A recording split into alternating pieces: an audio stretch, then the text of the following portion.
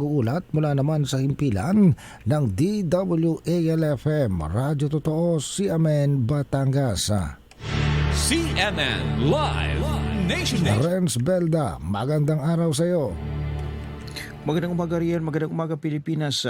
Pinangunahan ng Department of Information and Communication Technology o DICT ang pagdiriwang ng DICT Month 2025 na may temang walang iwanan sa digital bayanihan. Binibigyang diin dito ang inclusive digital empowerment na tinitiyak na walang Pilipinong maiiwan sa digital development journey sa bansa.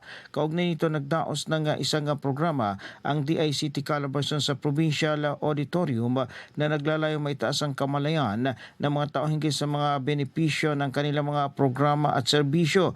Isinulong din ang Inclusive Citizen Center Digital Transformation sa pamamagitan ng makabuluhang dialogo. Isa sa mga nagsilbing resource speaker sa LGUs as a model for local innovation and good governance, si Information Technology Service Division of ITSD Head Raymond Sadiwa na nagbahagi ng mga programa at inobasyon na ginagawa ng kanilang tanggapan upang mapabilang ang lungsod sa nangungunang digital city sa bansa.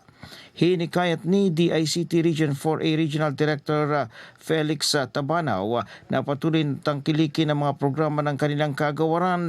Ang okasyon ay dinaluhan ng mga mag-aaral mula sa iba't ibang paaralan, mga kawani mula sa mga lokal na pamahalaan, mga kinatuan sa pribadong sektor at mga stakeholders. Mula sa DWALFM 95.9, ito si Renz Belda ng CMN Batangas, nagulat live para sa CMN Pilipinas. CNN Live Nationwide. Maraming salamat, Renz Belda, mula po naman sa himpilan ng DWALFM, Radyo Totoo, CMN, Batangas.